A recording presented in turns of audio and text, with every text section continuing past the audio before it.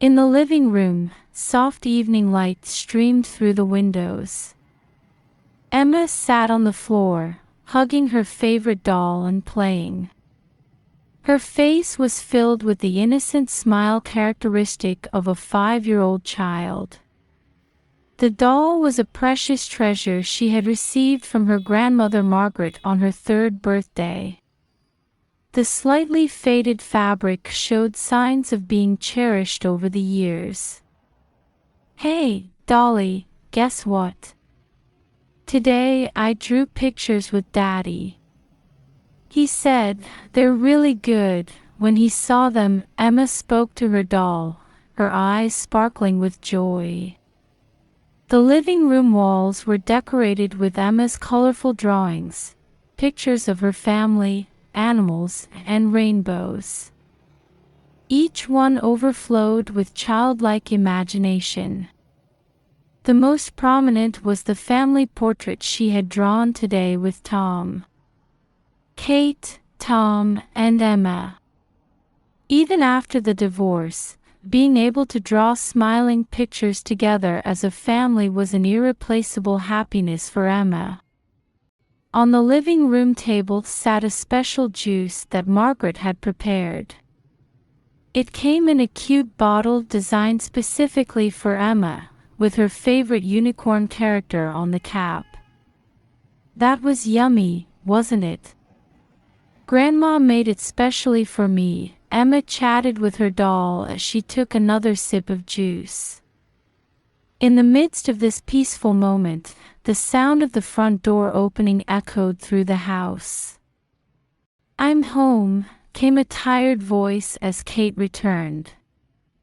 After a long day at the middle school, she carried what looked like a heavy bag on her shoulder. Today had been particularly challenging. She had clashed with her colleague Jessica over a new curriculum, and the meeting had ended with tension in the air. Though weariness showed in her eyes, her expression softened instantly upon seeing Emma. "Welcome home, Mama. Look, look. I drew pictures with Daddy today." Emma tried to stand up while holding her doll, intending to run to Kate. That's when it happened. Suddenly, Emma's steps became unsteady, and her small body pitched forward. The doll rolled across the floor as Emma's body crumpled. "Emma!" Kate instinctively threw down her bag and rushed to Emma. But this was only the beginning of the nightmare.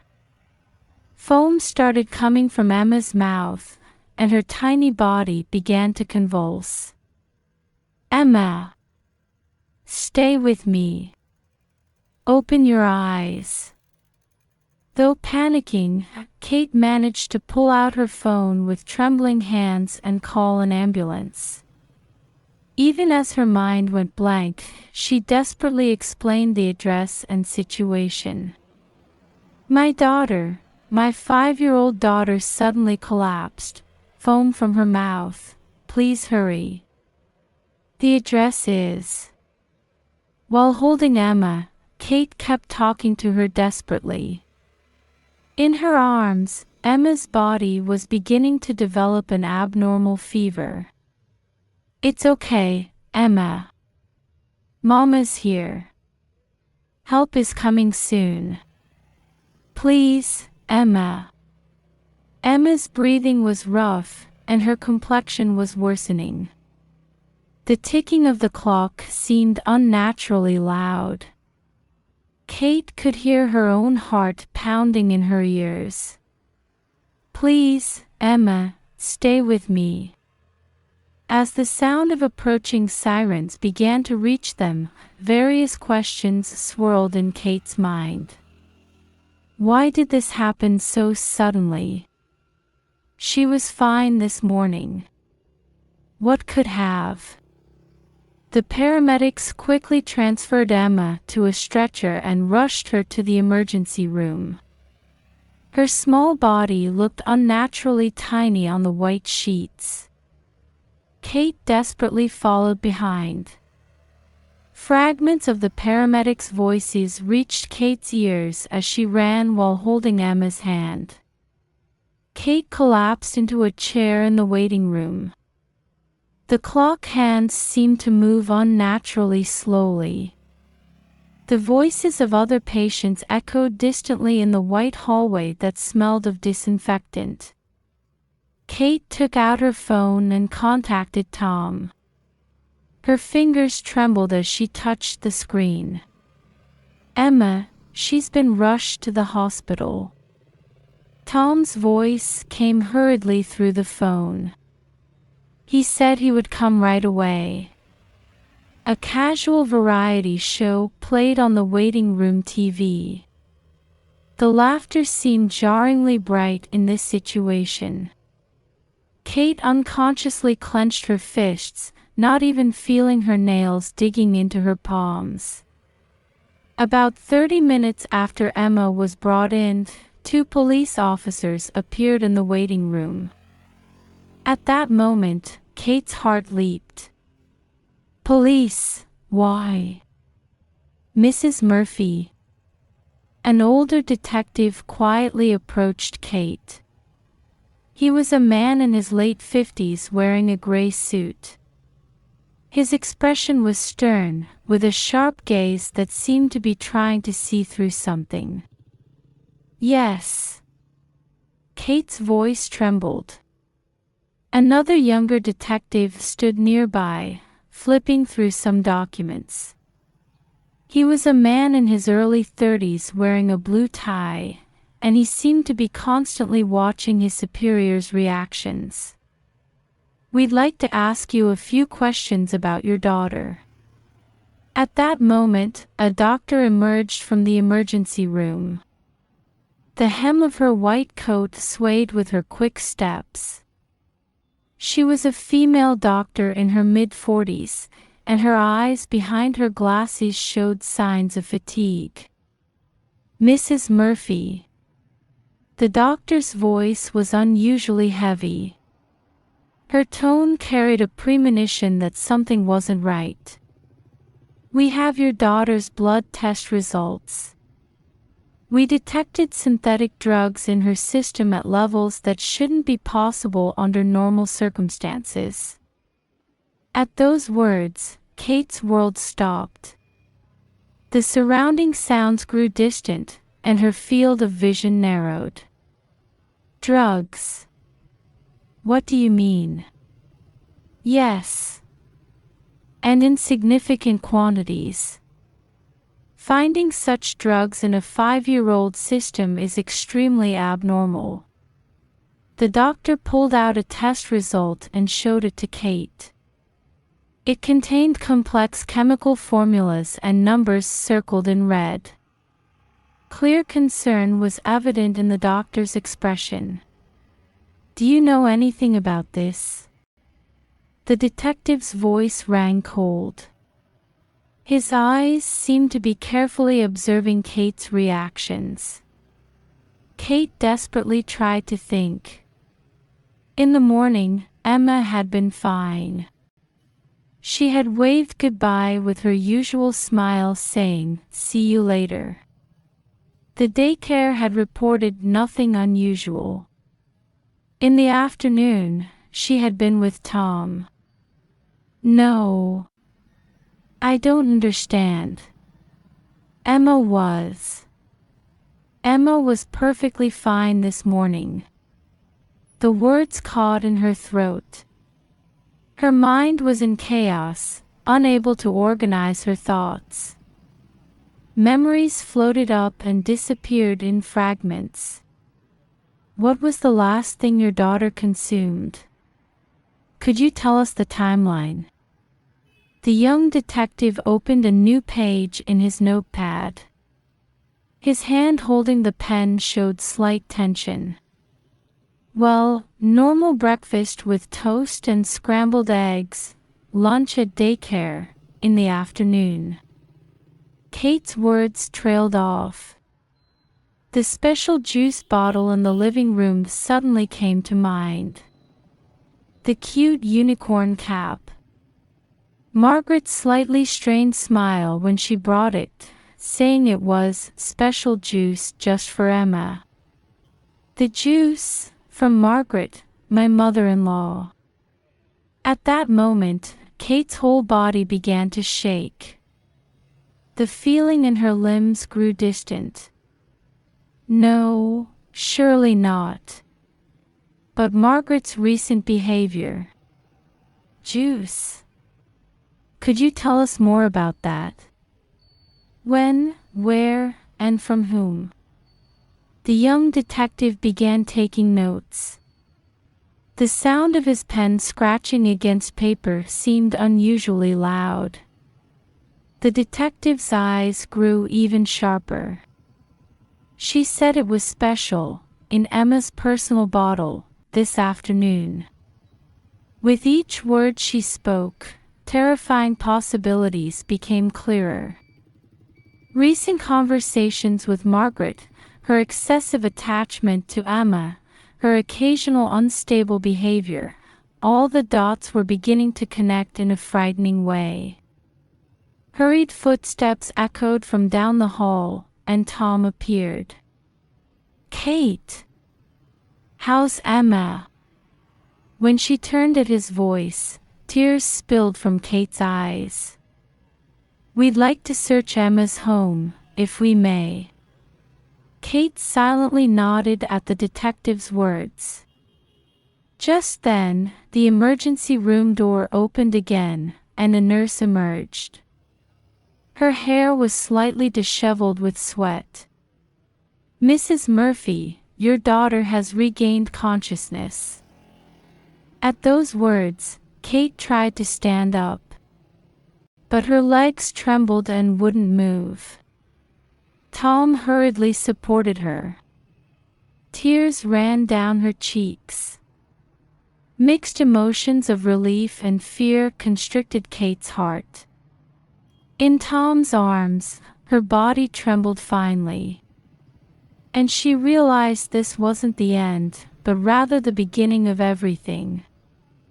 The beginning of a difficult journey to uncover the truth and, more importantly, to protect her precious daughter. Morning sunlight streamed through the hospital room window. Emma was sleeping soundly while receiving info drip. Her small sleeping face was peaceful, as if yesterday's pained expression had been a lie. Only the regular beeping of medical equipment echoed in the quiet hospital room. Kate held her daughter's hand while waiting for the police investigation results. Last night, the police had seized the problematic juice bottle from their living room. As she watched that cute unicorn bottle being sealed as evidence, Kate's heart was filled with complex emotions. She had heard that Margaret's home had also been searched. Nurses visited regularly to check Emma's condition, recording her temperature and blood pressure. Kate let out a small sigh of relief at the words, "She's recovering well." However, that relief didn't last long. Mrs. Murphy. The detective who entered the room wore an even more serious expression than yesterday. The younger detective was visible behind him, and both showed signs of fatigue as if they had been investigating all night. We detected extremely dangerous synthetic drugs in the seized bottle. We believe it's a mixture of powdered over-the-counter sleeping pills and tranquilizers. We're very concerned about the effects of long-term administration. Kate remembered Margaret's words. I made it with a special recipe for Emma. It's nutritious juice that's good for her body. Emma seems to sleep well when she drinks this juice. That strangely strained smile now seemed eerie in retrospect. The reason Emma had been unusually sleepy on weekends. The reason for her sudden mood changes. Everything was connecting. Furthermore, we found similar drugs and multiple empty medication boxes at Margaret's home. It appears she had been purchasing them from various pharmacies. At that moment, the hospital room door opened, and Tom appeared. His face was pale with exhaustion and shock. He had apparently been at the police station all night for questioning. Mother confessed to everything. Tom's voice was shaking. His suit was wrinkled, and his tie was askew. She said it was for Emma's sake, that she didn't want Kate to take her away, that she couldn't bear having her love denied. Kate closed her eyes. Memories of Margaret flashed through her mind like a film strip. Her kindness at the beginning of the marriage. The day she genuinely rejoiced at Emma's birth. The sudden change after the divorce. Her excessive attachment to Emma. And her recent unstable behavior. Everything connected in a terrifying way. Would you like to hear Margaret's detailed statement?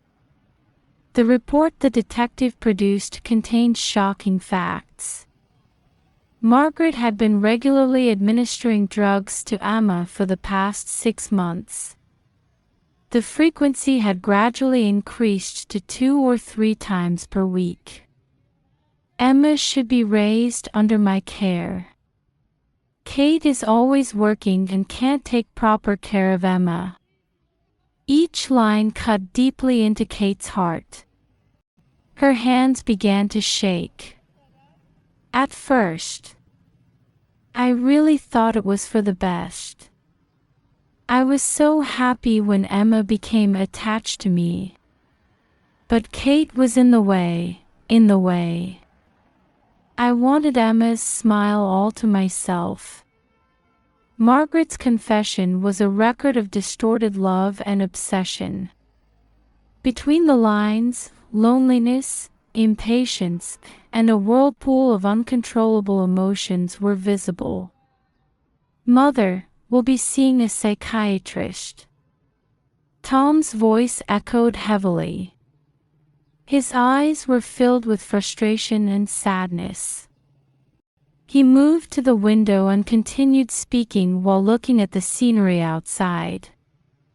She apparently shows early symptoms of schizophrenia. They think the stress from the divorce might have triggered it. Mother, she'd been acting strange lately. I'd even heard her talking to herself at night. But I never thought. At that moment, Emma stirred slightly in her bed. Mama, I'm thirsty. At the faint voice, Kate hurried to her daughter's side. Emma, it's okay. Mama's here. Kate carefully helped her drink water. Her movements showed a tension never seen before. Emma opened her eyes slightly and smiled weakly. The hospital room light illuminated her pale cheeks. Where's Grandma? Will she make me that delicious juice again? At that innocent question, the air in the room froze. Tom turned from the window and covered his face with his hands.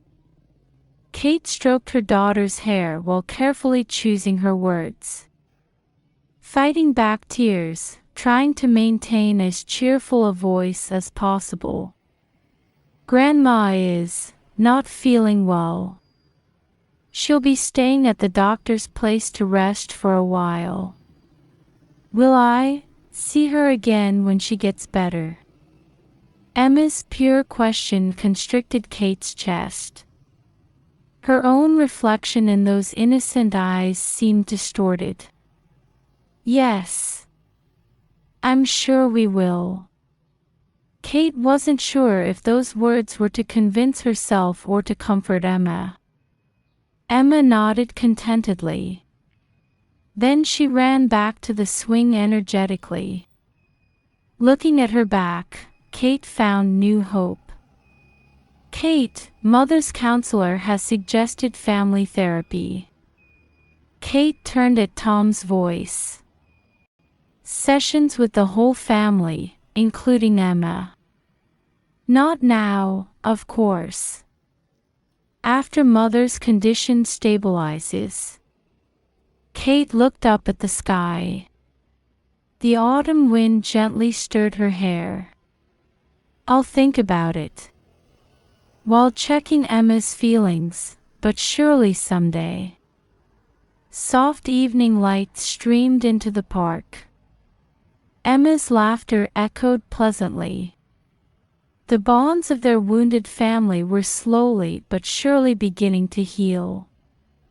That night, Kate was writing in her diary. Love can sometimes drive people mad. But it can also heal. What Emma's pure heart taught us was the power of forgiveness, stronger than hatred. Outside the window, the full moon shone quietly, as if announcing the beginning of a new season. 1 year later.